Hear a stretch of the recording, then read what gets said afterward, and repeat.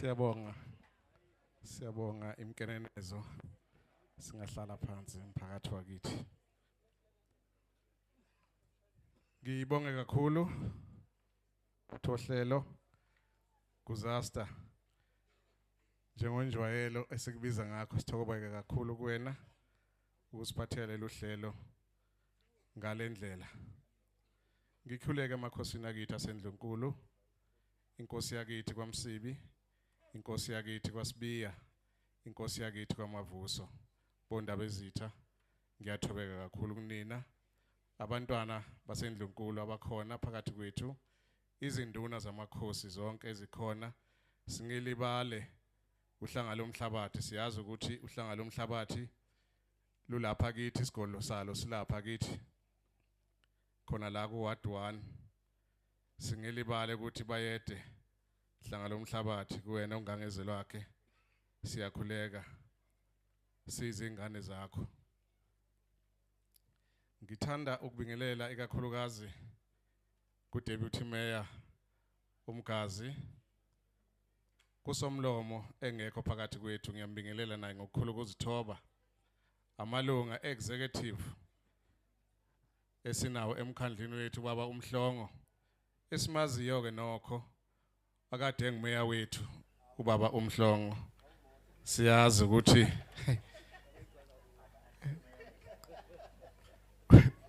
uNdlunkulu enimbonayo la umhlonishwa uFanzidam, kodwa ke uMageba ugane ebukhosini kithi lapha kondaba ezitha. Siyathobeka Ndlunkulu ukuba khona kwakho osesigongweni sokuphatha lapha kithi emkhandlweni.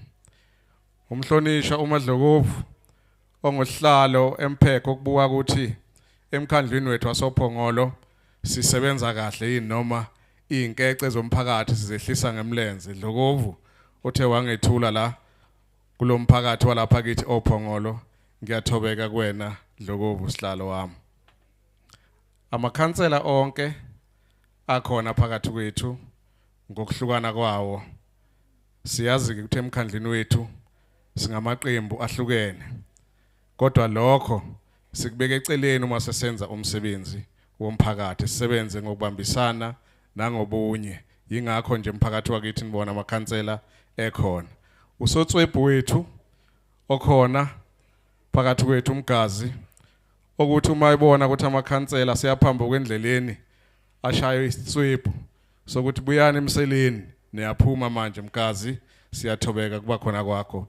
Nakuba ke esethe eza ngapha wacishe wathola ingozi ngokuphunyelwa isonto imoto ihamba lanqamla amabhawodi, kodwa uNkulunkulu emuhle ukulondile Mgazi wakuvikela. Sithobeka kakhulu ukuthi ukhona. Siyazi ukuthi kade uyile ephasikeni suka kulona wakhuleka uNkulunkulu ukuzwile umkhuleko wakho wakuhlenga ukuze ube khona phakathi kwethu. Amen. Ngokukhulu ukuzithoba ake ngibingelele umphakathi wasophongolo kuwo wonke amawadi akhona lapha eWard 6. Sanibonani zakhamuza sophongolo. Luyanithanda uphongolo emkhandlini wenu. Lo mkhandlu ngowenu akusiwo wethu. Thina sizithunywa zenu. Yingakho namhla sila sizothi kunina siyanithanda sophongolo futhi sizofisa ukuthi nisakhe ngendlela eqondileyo. Sengibingelele ezinduneni zonke zamakhosi nasesigongweni sokuphatha ophongolo namakhansela onke, ama-ward committees wonke ama-ward akhona namhlanje la, ngabezokuphepha esinabo lapha kithi, abaphathi bakalizwi. Ngingelibale umfundisi umama uMsibe uthe wasivulela izwi elisithintileke nokho thina esibuye sivakashele indlu kaJehova. Sizwile mama nabanye libathintile. Ngiyethemba ukuthi uNkulunkulu uzwile mawusicelela ngaleli yalizwi othe wasivulela lona kumahubo. Abelaphi bendabuko abakhona, ngoba masumkhandlu sithinta zonke izinhlaka zikahulumeni ezikhona lapha kithi ophongolo.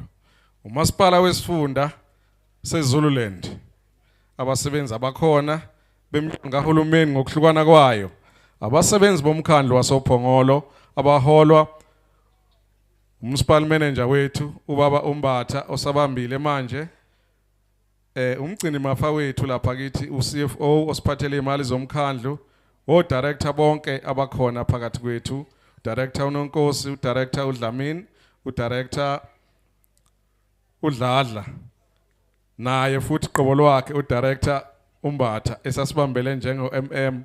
Ngiyabingelela kunina abasebenzi.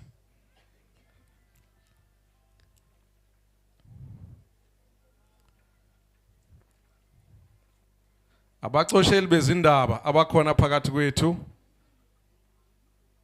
nabo bonke abasonzela lo mcimbi wethu ukuthi kubonakale ukuthi siyile emphakathini sawukhuluma nawo ngokosomqulu weIDP. Abantu abaphila nokukhubazeka umphakathi wakithi nonke ngokukhulu ukuzithoba ngiyabingelela sanibonani. Njengabaholi nezakhamuzi zasophongolo ngomhla ka-27 April besibungaza usuku lwenkululeko logubha iminyaka engama-31. Lesi bekuyisikhathi sokuthi sibuyekeze imisebenzi emihle eyenziwe ukuguqula izimpilo zabantu basophongolo. Njengoba sigubha iminyaka engama-31 kahulumeni wentando yeningi kanye nama-25 kahulumeni wasekhaya local government, siziqaphile izingqinamba esibhekene nazo njengomphakathi, kanti sisebenzele ekutheni sikwazi ukuzixazulula lezi ngqinamba kanye nezinye izinkinga lapha kithi ophongolo. Bahlonishwa umphakathi wakithi, makhosi aseNdlunkulu enhloniphekileyo, ngithanda ukudlulisa ukugculiseka nokubonga ngokuba khona kwenu nonke namhla, kanye nabantu abasuka ku Ward 3, Ward 4, Ward 5, Ward 6, Ward 7, Ward 8 kunye no-Ward 12. Ukhona ukhansela wase Ward 12 okhona phakathi kwethu Bhungane. Ngikubalula lokhu ngoba wena usewukhansela ofike izolo lokhu kucosha nje sesikuhlelile nabahlonisha kade bekhona, kodwa ke nawe usingxenye yawo losomqulu esizokuthula namhla makhulukhulu, ukuze bezokwazi ukuba ingxenye ye-budget and IDP roadshow ka-2025-2026. Njengoba sazi ukuthi izikhukhula zishiye nomonakalo omkhulu lapho sibala khona umonakalo ingqalasizinda kamasipala okuyindawo zokuhlala, imigwaqo, amabloho nokudala ukuhlukumezeka okukhulu kubantu nasemphakathini. Makhosi aseNdlunkulu, sizamile ngokusemandleni ethu ukubhekana nalomonakalo, ukulungiswa kwezingqalasizinda okubalwa kuzo uhlelo lokudonswa kwamanzi kanye nokulungiswa kwemigwaqo sisebenzisana nomnyango wezokuthutha, Department of Transport. Kodwa ke izimvula ezinamandla zisaqhubeka kuze kube namhla, okusobala ukuthi sazoqhubeka sibe nazo izingqinamba ngenxa yokuguquguquka kwesimo sezulu. Ukuqhubeka kokuna kwezimvula kuze kube imanje kwenza ukulungisa kwemigwaqo kubambezeleke, njengoba kuyingxenye yethu yokudeliver intuthuko emphakathini ukuthi sikwazi ukulungisa imigwaqo ibe sesimeni ukuze umphakathi wakithi uhambe kuyona. Lesi simo ke sisibuyisele emuva ngokusebenza, siphinde sibambezele ukulungiswa kweminye imigwaqo. Umphakathi wakithi, makhosi aseNdlunkulu, bahlonishwa nonke, akukhathalekile ukuthi iliphi iqembu lezepolitiki, ushilo umhlonishwa uMadlovu noma engithula, umuntu elisekayo esikwaziyo nesizibophezele kokho Sumkhandlo wasophongolo enguholayo njengomeya weqembu leKata Freedom Party. Sikhona ukwelekelela wonke amalungu omphakathi nokudlulisa usizo ngokungachemile. Bengithi nokuthokozela umphakathi wakithi lokho. Ukuthi asichemile. Mangumhlali nje wasophongolo sikunikeza okukufanele. Kuzona zonke izingqinamba esibhekana nazo njengomphakathi wasophongolo, kuyisifiso sami njengosodolobha ukuthi siqinisekise okokuqala ukubhekana nengqinamba ngeso elinobuchule ngaso sonke isikhathi uma zivela. Asikhathali ekusheshiseni ukuletha intuthuko kanye nokusimama komnotho ophongolo. Ukwakha indawo ekahle yokwakhiwa kwamathuba emisebenzi esimeme. Ngaleyo ndlela sizokwazi ukunqanda ukungabikho kwamathuba emisebenzi njengoba sazi ukuthi ngisho uhulumeni omkhulu imathuba emisebenzi mancinyane. Ngendlela efanayo kufanele silwe nobugebengu kanye nodlame olusekelwe kubulili, gender based violence, GBV. Ukuthuthukisa amakhono nokuthuthukisa intsha yethu ngenhloso yokubhekana nokuntuleka kwemisebenzi. Ukulwa nenkohlakalo futhi kuqiniswe isimo samandla kamasipala okuhlinzeka ngezidingo kuwo wonke amawadi ayi-15. Thina ke ilomkhandlu enguholayo siyaqikelela ukuthi izimali zikahulumeni azehli ngemlenze. Yingakho nje emavikeni ambalwa edlule emphakathi wakithi sithole isitifiketi lapha ophongolo kwi-good governance ukuthi senza kahle emkhandlweni wasophongolo kwezezimali asizitshontshi. Yingakho futhi sithole i-unqualified audit opinion okuwukuthi izimali sisemathubeni ukuthi izimali zisebenza kahle ngempela. Kuyabonakala esikwenzayo, akukho ukuthi makubuzwa kucashe ukuthi siyisephi imali. Siphokopheleke ukuthola uclean audit ukuthi izimali konke kwezingqinamba esibhekana nazo sizisebenzise ngendlela la okufanele sisebenzise khona. Umphakathi wakithi, bahlali basophongolo, ngokukhulu ukuthobeka kunina. Yingakho ngithi ngendlela efanayo kufanele silwe nobugebengu kanye nodlame ngokubambisana nemphakathi yakithi. Ukulwa nenkohlakalo ukuqinisa amandla kalo masipala ukuthi wenze kahle. Njengomasipala ke sizoqhubeka nokusebenza ngokuzikhandla ukuze siqinisekise ukuthi sakha umphakathi obubumbene nokuhlinzeka ngezinsizakalo futhi sixhumanise neminyango kahulumeni yonke ngokwehlukana yayo nabahlali basophongolo. Honorable members, umphakathi wakithi, makhosi asendlunkulu, izinduna zamakhosi, ngenkulu inhlonipho sihlangene la namhla ukuzothola imbono kubantu bethu abangabahlali basophongolo mayelana ne-draft municipal budget ne-IDP kule term yale council eqhubekayo kwamanje. Uhlelo le-IDP luchaza kabanzi izidingo zomphakathi ohlelweni lwezezimali. Siyazi umphakathi wakithi ukuthi zonke izidingo zenu niyafuna ukuthi zifezeke futhi ngokusheshsha.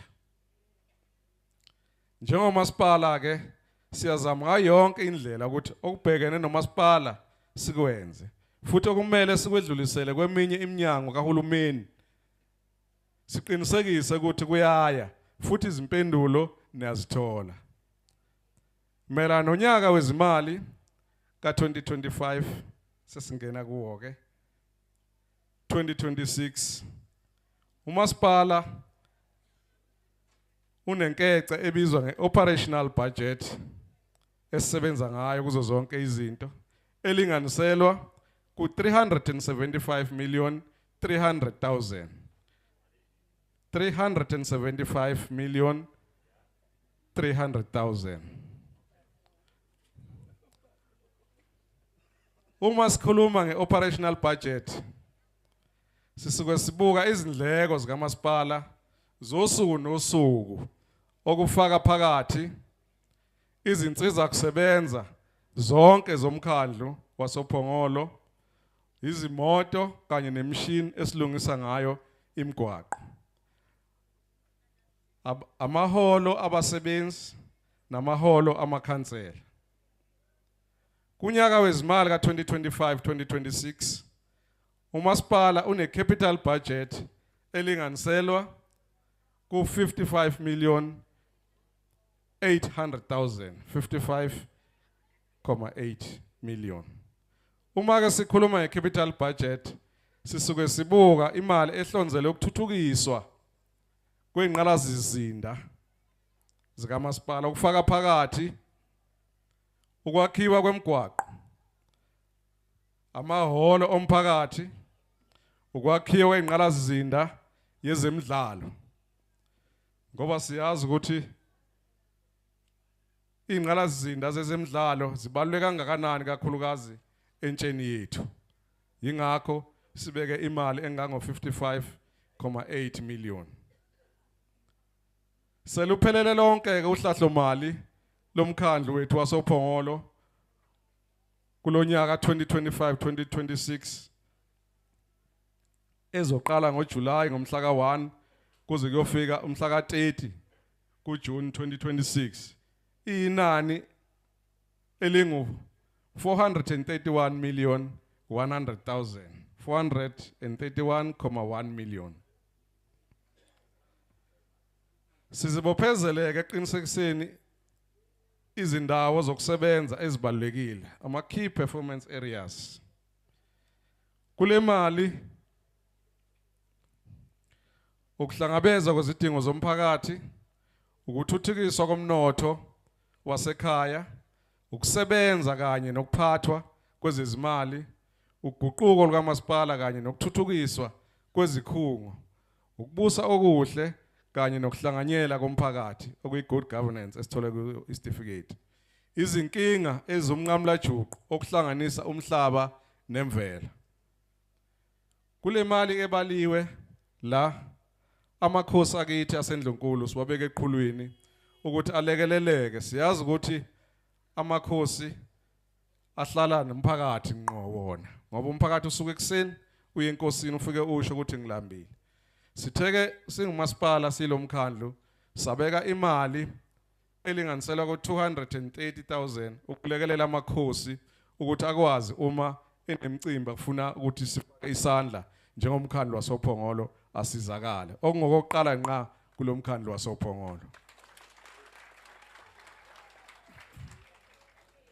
Mphakathi wakithi ngicela ukudlulisa ukuthi kuwo wonke amaward alapha namhla uma kukhona izinto enithanda ukuzidlulisa kithi njengomasipala ezizidingo zenu noma ezithinta umnyango kahulumeni lo welocal esikuwona somasipala noma umasipala uhulumeni weprovince ephethe undunankulu umnumzane 18 Ntuli kanye nohulumeni kazwelonke ophethe ngumongameli wethu ubaba uCyril Ramaphosa. Siyaye sibe nayo imihlangano ehlukahlukene kanye nayo yonke iminyango kahulumeni ukuba sibabikele ngezidingo zenu. Izethulo zomphakathi ngenkathi sihlangene mayelana nohlahlo mali kanye nentuthuko edidiyelwe kwaba ilezi ezilandelayo esazethula emphakathi kuhulumeni omkhulu. Uhulumeni weprovince, uhulumeni kaNational ophethe ngubaba uRamaphosa umongameli wezwe. Amanzi nokuthuthwa kwendle. Siyazi ukuthi amanzi aseyinkinga kuyo yonke izwe lakithi eSouth Africa. Imigwaqo esihlanganisayo emakhaya kanye namabhlorho, izindlu zemxhaso, ugesi. Kusekhona emphakathi yakithi kulo 31 years of democracy sithi senkulweni kodwa bangabi nawo ugesi. Uhlelo lokuthuthukisa kwezinqala sizinda, izikhungo zezizingane ongama crash, izikole kanye nemtholampilo. Amathuba emsebenzi kakhulukazi intsha yakithi ihlele ekhaya, amathuba emsebenzi awekho kuzolwenke. Izingqinamba zabesifazane abahlukumezekayo okuyi-GBV, intsha kanye nabantu abaphila nokukhubazeka. Ukuthuthukiswa komnotho wasekhaya nezokuvakasha, ama-SMMEs. Izinsiza zokungcebeleka nezezimidlalo, amahholo nemtapo yolwazi. Siyazi ukuthi la oPhongolo imtapo yolwazi ongama-library, sinama-library amabili abukeka engama-library. Sinohlelo kwesingumasipala ukuthi kuhlahlomali olandelayo kuzoba ne-library ezokwakhiwa esihlongoziwe lapha endaweni yakithi ku-Ward 7 eyoba nkulu kwedlula wonke lama-library ezoba phakathi nendawo ukuthi njenganani zakhamuzi zalapha kithi e-Ward 6 ningayi edolobheni kuphela kodwa nifike nikwazi ukuthola ulwazi ikakhulukazi intsha yakithi endaweni yase-Ward 7 enkosini yakithi eMgazini eqinisweni. Ukuvimbela ubugebengu okuhlanganisa nokuba neziteshi zamaphoyisa esizibiza ngama-satellite ezoba khona la eduze ku-Ward 5. I-HIV and AIDS kanye nezinkinga zomphakathi kanye nohlelo lwezolimo, ngoba siyazi ukuthi ikakhulukazi thina sihlala la endaweni zamakhosi ezolimo zihamba phambili. Sisezinhlelweni ke no-MEC wakwa-agriculture ukuthi asilekelele kulonyaka ozayo ukuthi kube nogandaganda abazongena balimele bonke abahlali ngaphandle kufunwa imali kadizili.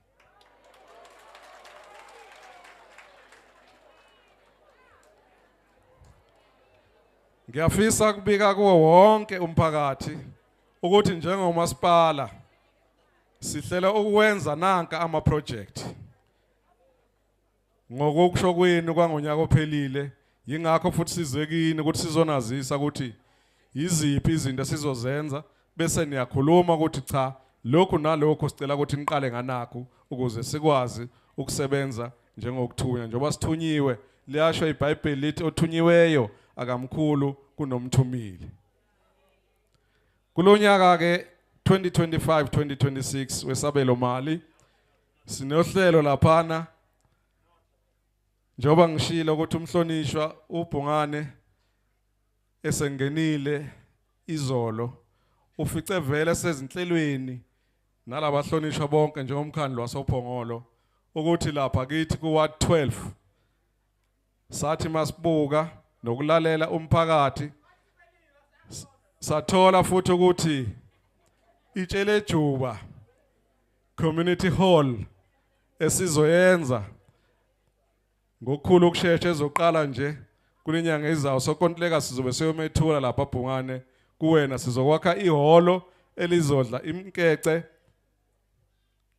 engango 6 million okuzoba ihholo nje liphilayo impela libe sezingeni upho Ward 12 bese kuthi kwaShoba Community Hall eWard 15 nakhona sithi masiye laphana imhlangano sibambele egroundini somphakathi sibukile ukuthi njengomkhandlu wasoPhongolo asilakhe leli holo lokuthi bakwazi ukukhosela banganethwa zimvula singagcini ihlale emathendeni nakhona futhi ozodla imali engango 6 million. La endaweni yakithi enkosini ku-Ward 3 esinqeni sizokwakha ihholo nakhona isinqeni community hall nakhona umphakathi uzokwazi ukulekeleleka. Kuyangithokozisa i-Ward 3 ukuthi niyakuthokozela ukuba khona kwehholo. laphana endaweni yakithi eNcotshane la khona abasilekelela khona abahlali ngokuthi sikwazi uqoqa inkece yokuthi sikwazi yiwo nje enye yezimali esifakayo ukuthi sikwazi ukuthi siniservice emphakathi wakithi kube khona esikubuyisayo futhi emphakathini laphana ke eNcotshane akusahambeki bahlonishwa somkhandlo ke sibeke phezulu ukuthi imigwaqo le yetiyela kune resurfacing of Ncotshane Road sizolungisa siyazi ukuthi iNcotshane indala kakhulu cishe nami ngangisomfanyana isungulwa sisuka endaweni yasemagudu imigwaqo yakhona isindala cishe leko 1970 ngoba ngifike la oPhongolo abantu base iNcotshane ingekho ngabo 1969 ukusungulwa kwayo imigwaqo ke simdala yingakho sizoqala silungisa kabusha imigwaqo yase Ward 2 inkeceke yokulungisa isikuntela ithe ukuthi xaxa ikhuphukile ngoba ibalelwa enanini lika 15 million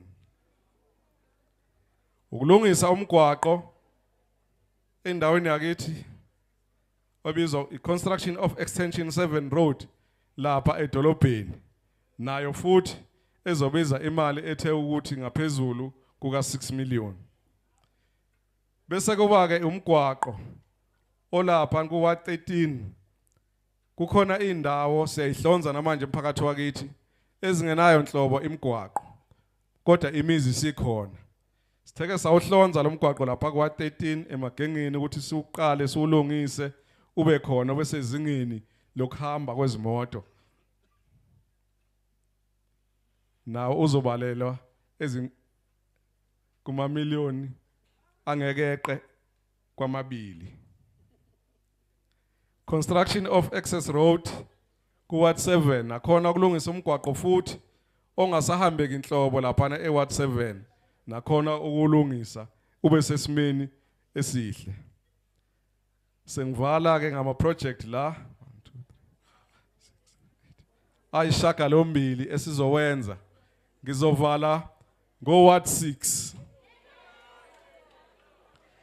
ngithi Ward 6 nani animncinyana ukuhlomula cishe nibonile manhamba kune ground elihle esilakhe lapha noma lingakapheli likhona esilakhe eNcotshane kukhona esilakhe edolobheni kukhona esilakhe lapha endaweni yakithi ku Ward 8 oPhondwane eli stadium esihle esezingeni nalapha ke kini sizonakhela iground esizolibiza ukuthi iHanavu Sports Field Facility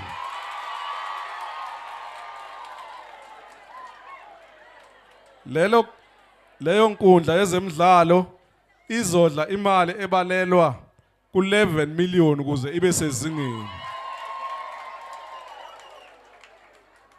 mphathi ohlele disaster bahlonishwa nonke zinduna zamakhosi amakhosi aseNdlunkulu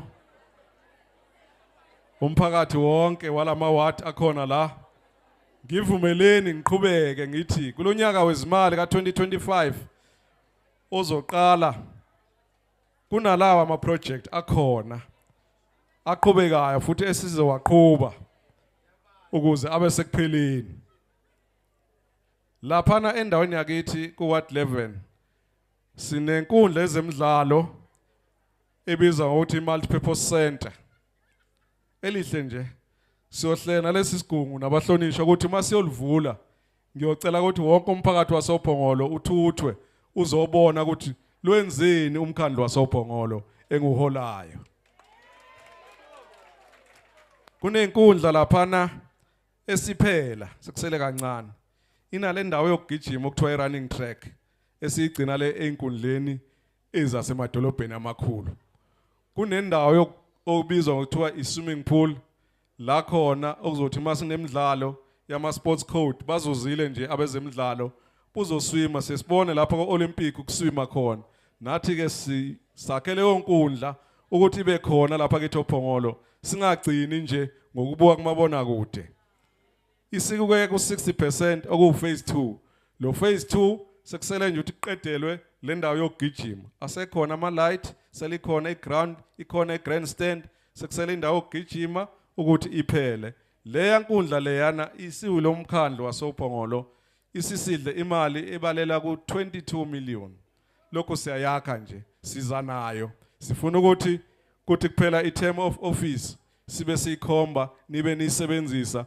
njengomphakathi wasophongolo iku ward 11 construction of multipurpose center futhi njoba ngishilo ukuthi le ground esizolakha la eHanavu lizoba sezingeni eliphezulu iground ke elilapha ePhondwane kungokuqala nqa sakha istadium nje emakhaya ingakho intuthuko simike emakhaya iku 97% ngabe siphelile iphazamiswe izimvula iku ward 8 endaweni yakithi ePhondwane abadlali ibhola bazozuza leya nkundla isisidle imali elinganiselwa ku 10.5 million kodwa iku 97% sizoyivula maduzane ikwazi ukusetshenziswa futhi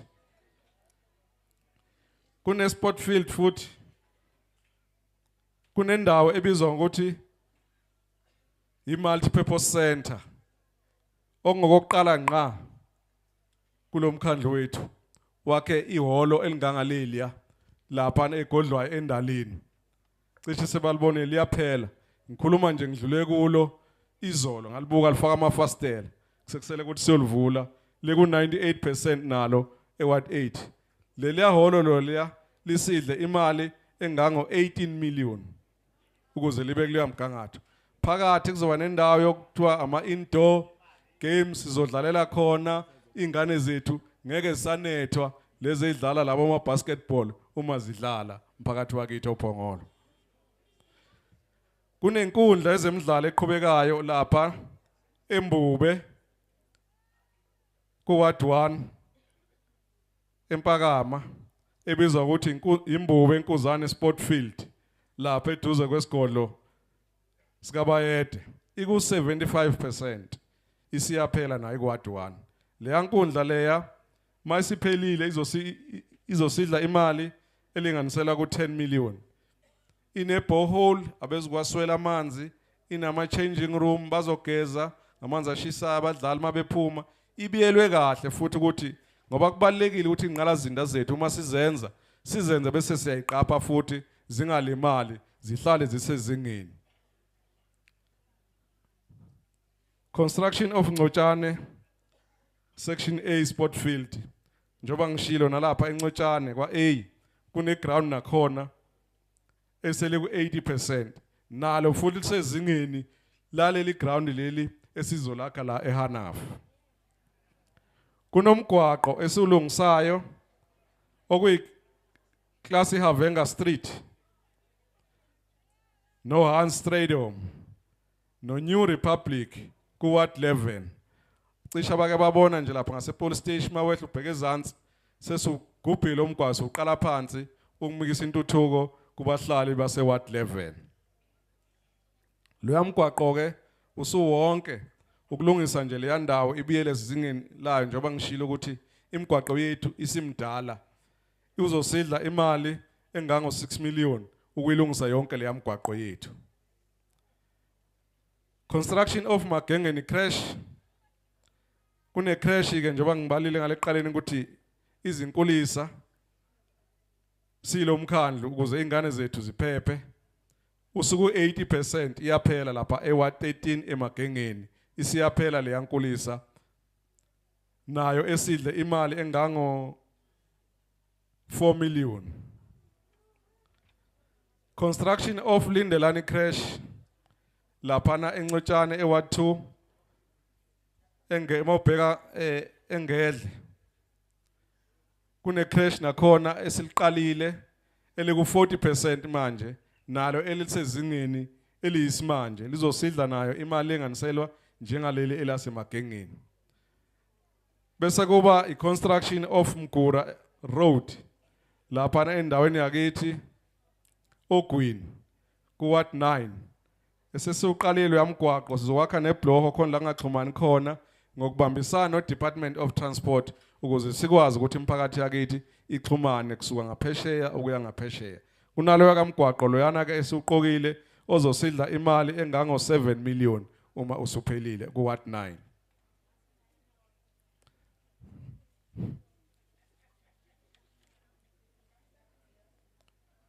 Sinalezi inhlelo ke ezilandelayo zokufaka kukagesi, ezinye zazo seziqalile emphakathi wakithi. Laphana endaweni yakithi kune project ebizwa ngeItshele-Jubwa Tuthuko Electrification Project, la esizofaka khona ugesi kubahlali ebangenawo ugesi, njengoba ngishilo ukuthi kule minyaka engama-31 silomkhandlu wasoPhongolo siyazibophezela ukuthi akufanele ngabe khona umuzi ongenawo ugesi kulesi sikhathi senkululeko. Ongane Gumtete Electrification kunendawo esiqede 31 years njoba ade sigubha iminyaka ngama-31 ngomhla ka-27. Lokhu kwaba khona ikhansela omasipala, kodwa ile umasipala lo enguholayo namhlanje ofika wayihlonza leyo ndawo lokubahlale bomnyameni akaze kube khona neyodwa indlu. Kule viki eliphelile besiye khona ke siyokubanikeza ithemba lokuthi ngoMay njengoba sizoqala nje sizobe siyothola sokontileka ozeyobafakela ugesi okokuqala ngqa empilweni zabo ukuthi bakhanyise ngogesi kendawo yaseGumtete. Ward 4 Electrification Project laphana ku Ward 4 wonkane sikuhlonzile ukuthi bakhona abangawuthola ugesi. Sathi ke kulonyaka uphelile masifuna ukufaka kwabakhona ukuthi Eskom ufuna sikhulise uline omkhulu. Sesiwukhulisile ke sina labahlonishwa ukubambisana loya line osekusele nje ukuthi kusukela kulonyaka wezimali singene ke sifake ama-infills kulaba ngenawo ugesi. Endaweni yakwaMpondo kanjalo futhi ku Ward 1, endaweni yaseManesini ku Ward 7, eMgomani nakhona naseMboloba kunemizi nje embalwa engakanawo ugesi nakhona lapha ku Ward 10. Nakhona kule hlahlo mali sinosabelo mali kulonyaka sinakho ukuthi kufanele sibalungisela ugesi ukuze nabo bazizwe bengabahlali basoPhongolo. Njengomasipala siyathuthuka ngokombono wethu wocwaningo, futhi sizoqhubeka nokugxila emqondweni wethu ogunyazwe ukulethwa kwezidingo phakathi kokunye okuhlanganisa imigwaqo nogesi njengoba sengibalile, ukuthuthwa kwemfucuza, ukuthuthukisa kwezingqalasizinda, ukwakhiwa kwendawo evumela ukutshalwa kwezimali kanye nabo bonke ababamba iqhaza emkhandlini wakithi oPhongolo. Siyazibophezela ke siwumasipala wasoPhongolo ukuthi siphume siye ngaphandle ngoba sisodwa angeke sikwazi ukuya phambili. Ngokubambisana sibe munye nosomabhizinisi ukusilekelela ukuthuthukisa indawo yakithi yasoPhongolo ukuze kwazi ukutshaleka imali. Sikhulumisana bonke ke abangasilekelela ukuthi uPhongolo luthuthuke. Umasipala ke uthola uxhaso lwezimali ngalezi izibonelelo kuhulumeni omkhulu. Kune mali ebizwa ngokuthi Infrastructure Grant MIG ebizwa ngoMIG eqhamuka lekwa Khokta engenayo nayo isilekelele. Kunemali eqhamuka kuma libraries ebizwa ngokuthiwa i-library grant, njengoba sizokwakha i-library bawo bese bayifaka ithi xaxa ukuze sikwazi ukuthuthukisa umkhandlu wakithi oPhongolo nabahlali bakhona. Kunemali kagesi eqhamuka kuthiwa i-INEP yokulekelela ukufaka ugesi. Kunemali ye-Expanded Public Works Program ejwayele ngokubiza ama-EPWPs.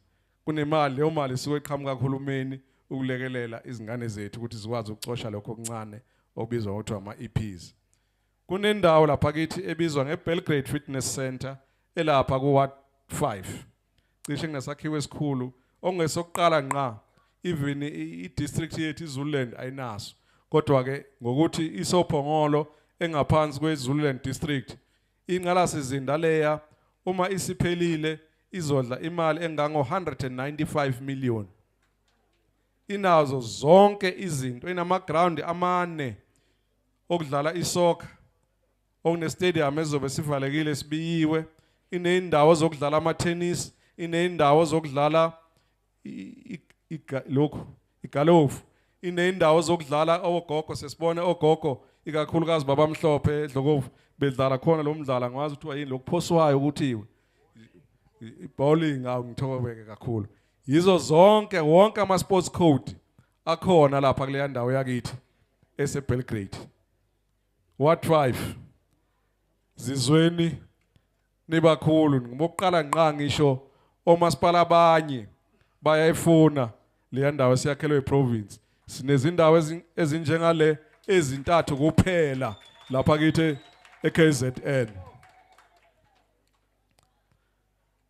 kune housing grant eqhamuka kwi-Department of Human Settlement yokwakhiwa kwezindlu u-Department of Human Settlement kuyathumela imali emkhandlwini usuhlonzele ukuthi ngibani ozokwakha thina bese sibakhokhela ngendlela efanele ngokwemisebenzi yabo uma sibezakhile izindlu kunemali okuthiwa i-Skills Development Grant through i-Local Government Services and Construction ebizwa ngokuthiwa uSITA yingakho nje sesimemezele ngoba ade esho nje uMadlokovu engethiwa la ukuthi kwakunama graduate lapha ingane zethu esaseyifundile sezifundisile zigqoka amajazi ngokufunda ngayo le ndlela le yakwaSITA somkhandlu wasoPhongolo esilekelela ngayo intsha yethu lapha kithi oPhongolo mphakathi wakithi nizokhumbula ukuthi kuyoba khona izikhangiso sicela ukuthi nibhalise kwi-indigent register leli bhuku ke lokuthi abahlwempu kakhulu kwabahlwempu siyabonga ukuqhubeka nokubambisana kanye nani lolu hlelo liyasiza somkhandlu wasoPhongolo njengoba nathi somasipala siphinde silekelele uma abantu bakithi beshiwe abathandi beyo babo sinayo ke lapha kithi ebizwa ngokuthiwa i-proper burial la silekelela khona uma ngempela ukuthi umndeni oshiwe ngothandiweyo wawo kuhlwempu sikwazi ukubalekelela ngokuthi lowo mzimba ufihleke ngicela kuba ngilethe umbiko ukuthi ngenkathi sihambela emphakathi yakithi kuma road show enjengana le ngo2024 2025 nangiphathisa ukuthi asiqinisekise ukuthi iPhongola Mall iyenzeka ukuze ikwazi ukuvula amathuba emsebenzi ikakhulukazi kubantu abasha umphakathi wakithi siqokile umhlinzeki weservice mayelana nokwakhiwa kwale mall useyinhlelweni ke zokuthi uma sithola imbiko uthe ngoAugust uzobe seqede konke okohlelo lolungiselela ukuthi iqale ukwakhiwe imall lapha ngasendaweni yakithi eGoborasi ekhonini lomgwaqo uma ubheka kwaNongoma leya mall ke mase iyakhiwe isiqashile abantu izokwakha amathuba emsebenzi abalelwa ngaphezulu kwenkulungwane yentsha yakithi ezoxosha amathuba okusebenza lapha ya le mall ke ezokwakhiwa lapha silekelela kusakhela leya mall esimbiza ukuthi udeveloper izodla imali engango 560 million ingaphezulu kuka half webillion siyacela ke kuba mphakathi wakithi nibekezele kancane sekuseduze phambili lolu hlelo unemgudi yakhona ekumele ilandele engathatha isikhashanyana kwezezindlu housing project under construction sinezindlu ezakhiwayo manje la eVimbemshini housing project okunezindlu eziyinkulungwane izindlu ezu300 seziphelile sekusele uphase 2 ozowakhiwa futhi u300 wezindlu ku Ward 3 indaleni housing project nakhona inezindlu eziyinkulungwane masikhuluma ngendaleni project sikhuluma ngo Ward 12 Ward 7 Ward 4 kanye no Ward 8 kunezindlu eziyinkulungwane ahlukaniselana wona lama ward izindlu ezu300 seziphelile iphase elandelayo ka300 futhi izokwenziwa nje ngoba izimali zizongena sezingenile kuhulumeni kade ngena manje ngoApril ukuthi kuqhubeke nalomsebenzi kube nekwalubisi housing project enezindlu ezingu500 izindlu eziwu300 seziphelile lapha nakithi ku Ward 7 no Ward 8 ebizwa ukuthiwa ikwalubisi housing project izindlu eziwu200 ezokwakhiwa ku phase 2 kwaShoba housing project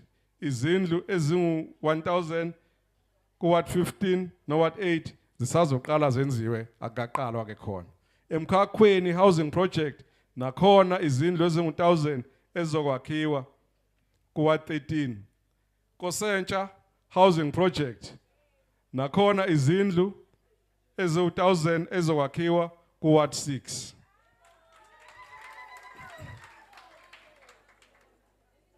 housing projects plan izindlu uhlelo ke esihlelile siwulomkhandlu wokuthi kulekeleke nakhona kwakhiwa kwezindlu inalo olulandelayo ku Ward 12 Manyandeni housing project ku Ward 14 Gumbi housing project ku Ward 11 Esigungwini housing project ku Ward 11 again iMaviti housing project ku Ward 5 iBelgrade housing project ku Ward 13 iMagengeni housing project bese kuthi eWard 9 iMsuzwaneni housing project ezokwakhiwa ezemfundo njengomasipala sikholwa ukuthi isizwe kumele sifundiswe futhi sinikwe amathuba okufunda umnyango wezemfundo esisekelo waxoxisana ngeforum ye-IDP ikakhulukazi ngesidingo sokwakha izikole kanye nokuvuselela ezinye lapho kudingeka khona singumasipala wasoPhongolo sisaqhubeka nokweseka abafundi besafunda nalapho sebeqedile umatriculation sizoqhubeka futhi nokukhipha ama-registration fee singumasipala wasoPhongolo ukuze sisize labo abahlwempu kwabahlwempu noma ke bengekho hlwempu uNSFAS angakabalekeleli ubanikeza imali yokuregister sizoxoxisana nomnyango wezemfundo ephakeme njengoba kunomsindo sengiqalileke ukukhuluma nomphathi wemthashane TVET uqinisekisile zinduna zamakhosi amakhosi asidlunkulu ukuthi ucela ukuthi singumasipala simkhombise indawo lapha kithi oPhongolo laba ngakha khona iTVET eyimthashane ukuze intsha yakithi ibe khona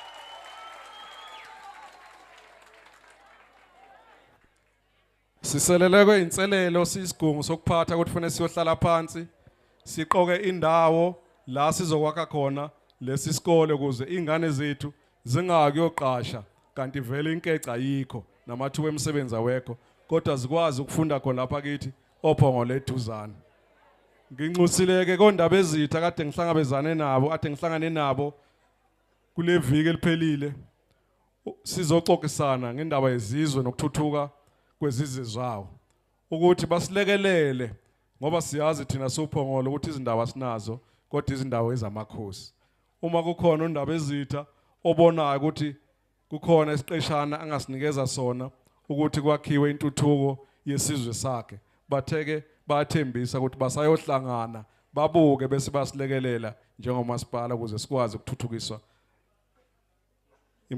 umkhandlu wakithi oPhongolo lokhu kuzosiza ke ikakhulukazi intsha ukucija intsha yakithi ngamakhono nobuchwepheshe njengamanje bese ngikubaleke ukuthi umasipala onemtapo emibili okuzindlela osilekeleleke ngayo lapha kithi oPhongolo yezolwazi kulonyaka ke lo esikuwo nyaka mali sisize abafundi bamatekuletseni silomkhandlu wasoPhongolo ababalelwa emashumini amane nesikhombisa ukubakhokhela imali yokuregister la abafunda khona ezikhungweni zemfundo ephakeme 47 lokho sikwenza ngemali esisebenzisile ehhovisi lami emalini yomkhandlu oku 400,000 ukuregister lezi yangane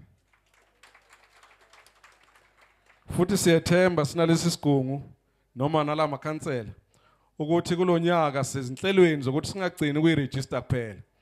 Kube khona izingane noma i-top 10 esizokwazi ukuthi siyifundise zize ziyoqeda ema-university singagcini ngokuyikhokhela i-registration fee kuphela. Ukuthuthwa kwemfucuza kanye namathuna. Ukulawula kaDoti ukuze siqinisekise ukuthi inhlanzeko ingxenye yezinto esizibeke eqhulwini. Uhlelo lwethu lokuthutha kaDoti luhamba kahle nakuba ke sihlangana nezingqinamba kwesinye isikhathi zezinqola zokuthutha ngoba sinezinqola ezincane. Isikhathi sibhekana nenkinga yamaloli athutha uDoti kanye nokusalela emuva mayelana nokuqoqwa kwakho. Siyathobe kakhulu ke emphakathi wakithi ukuthi lokhu sikubeka eqhulwini ukuthi kulonyaka njengoba kulonyaka ophelile sikwazile somkhandlu wasophongolo ukuthenga iloli elisha njengoba ileli lethu leli lidala lalimala ngokushiswa ngomlilo izigcwelegcwele lapha ophongolo kudala. Manje ke sikwazile ukuthi siqoqe inkece engango 2.6 million ukuthenga leli truck leliya esinalo manje likhona salethula kubahlala edolobheni liyasebenza yilisilekelela kakhulu manje ukuthi likwazi ukuthutha imfucuza edolobheni. Sihlose ukusabalala kuzo zonke izigceme ukuze sigweme ukulahla kwemfucuza nomaphi ngokungemthetho lapha kithi ophongolo. Ezokuxhumana amakhansela amawadi angazise ukuthi kunenselelo enkulu yokuxhumana kumawadi amaningi. Ngike ngalubheka ngokusheshsha futhi ngihlangene nabahlinzeki bezinsizakalo bakwa Vodacom, abakwa MTN, abakwa Cell C kanye no Telkom. Uqinisekisa ukuthi ukuchunywa kwenetwork lapha kithi ezindaweni lezi abahlonishwa abazibalile siyasizakala. NgoLwesihlanu lo lwakusasa ngizobe ngihlangene ne-CEO yakwa Vodacom ubaba uMnguni eze lapha ophongolo sizobe sihamba naye abahlonishwa sizohlola izindawo lezi enazisho ukuthi amathawa ukuze sikwazi ukuxhumana afakwa kanjani nini kuwo wonke amawadi. Njengomeya wenu ngizobe ngikhuthaza ukufinyelela kwi-Wi-Fi mahala ezindaweni ezithize ukuze intsha ifinyelele ku-internet. Cishe abantu abasha bazokuthokozela lokho. Futhi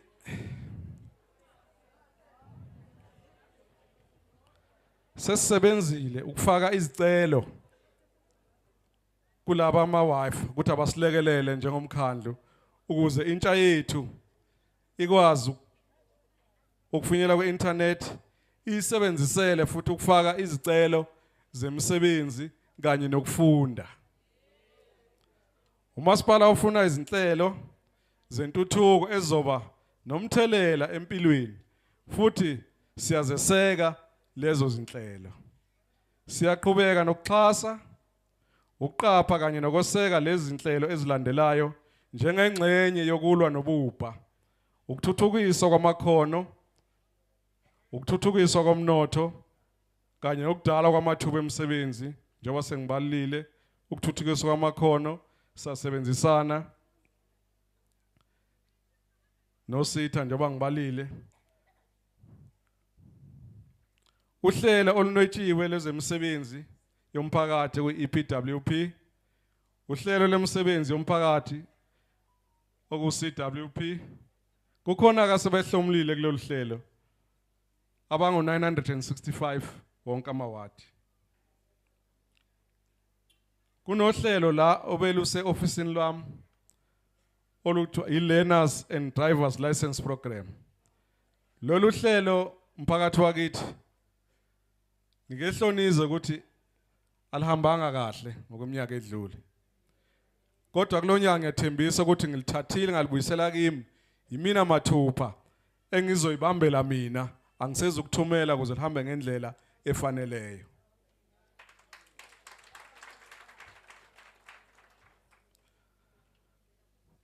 Amakhono nezinhlelo zokuthuthukiswa, skills and development program. Learnership esesiwenzile siuphongolo, sifundisile abafundela ukwakha abafundi abangu-20 ngokulekelela uLG Sita, abafundi futhi abawu-25 ukulekelela futhi uLG Sita, abafundi abawu-20 abafundela business administration, abafundi abafundele i-plant production abawu-20. Ngenxa yesabelo mali esilinganiselwe omasipala abanaso ukuthola uxhaso lwezimali kumasitha ahlukahlukene kube nemthelela omkhulu umphakathi wakithi ekuqinisekisweni kwezinhlelo zokufunda, izinhlelo zokuthuthukisa, ama-artisan, i-internship, ama-TVET placement kanye nezinhlelo zamakhono. Lapha kithi emkhandlwini ke sinabo ama-graduate esiwafakile kuma-department ahlukene ngoba sesimemezele ukuthi ama-graduate akhona avela ukuwafaka lapha nalapha ukuthi akwazi ukucosha okuncane bangabulawa indlala ekubeni bafundile. Lezi nhlelo ezibalwe ngezansi ezama-learnership eziqhubekayo, i-learnership ye-building and civil construction esinabafundi abawu-20 silekelelwa uSitha, i-learnership ye-environmental management kunabafundi abawu-25 ngokulekelela uLG Sita, abafundi abawu-25 be-LED esixhaswe uSitha ezoqala manje ngoMeyi. Njengoba sekusondela ubusika, imililo yequbula ivamile futhi sicela wonke amalungu omphakathi azilungiselele kahle futhi uphiko lwethu lwe-disaster management ukuze nithole izeluleko nalo lume ngomumo ukufundisa imiphakathi yakithi ngokuphepha kwezemlilo. Umphakathi uyagqugquzela ukuthi noma ungalitholanga ithuba kuwo wonke namhlanje ukuthi nikhulume. Kodwa ihhovisi likamphathi womkhandlu ubaba Umbatha okwamanje, ihhovisi lami njengomeya womkhandlu avuliwe ukuthi amukele izethulo zenu nenifuna ukuthi kwenzeke ngentuthuko kanye nezezimali zikamasipala.